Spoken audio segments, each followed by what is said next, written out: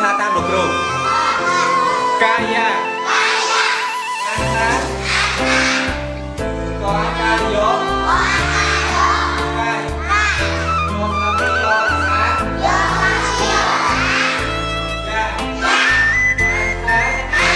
ាកាយារកវា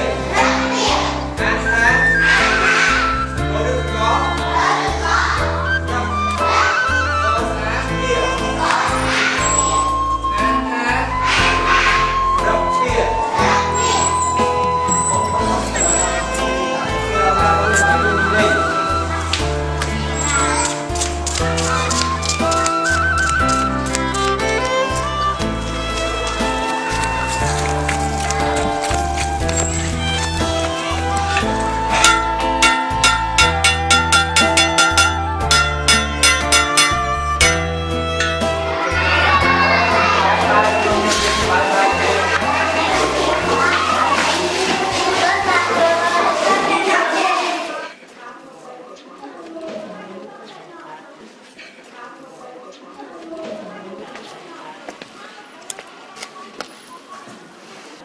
ขโมยឈ្មោះអី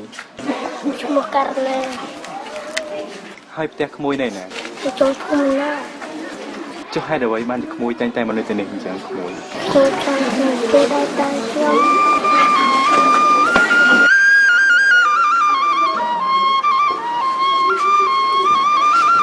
មិនអីទេចាំពូបង្រៀនក្មួយ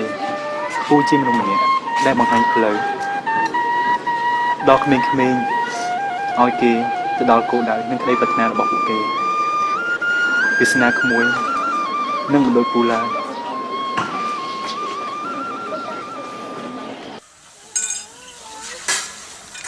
អាសនាគេឲ្យអស់ហើយនៅតែឲ្យមួយនេះនេះណែខ្ញុំមកដល់ល្មមហើយសិពាក់តែធ្វើកូនអញ្ចឹងហ៎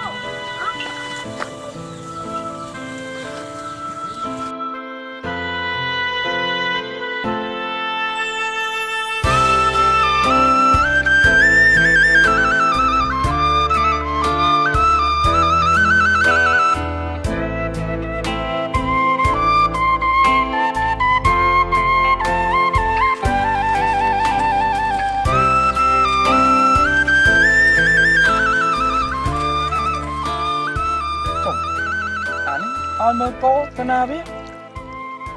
អាសនាអើយនៅណាហ្នឹងបាទពូខ្ញុំនៅនេះអើមើលគោស្រួលកុំឲ្យស៊ីដំណាំគេ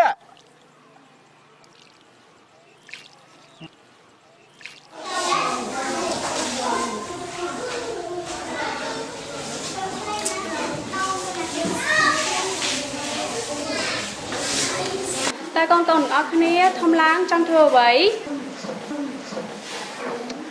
ខ្ញុំចង់ធ្វើគ្រូពេទ្យ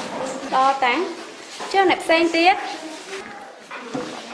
ខ្ញុំចង់ធ្វើជាអ្នកជំនួយក៏ល្អម្យ៉ាងម្នាក់ដែរចុះអ្នកផ្សេងខ្ញុំចង់ខ្លាចជាគ្រូបង្រៀន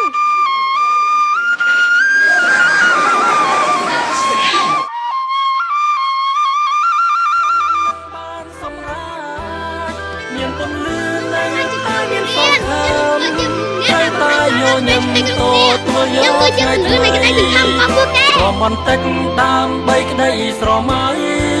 ទើបមានតម្លៃមានន័យមានមោទនភាពទ្រាំបន្តិចដើម្បីក្តីស្រមៃទើបមានតម្លៃមានន័យមានមោទនភាព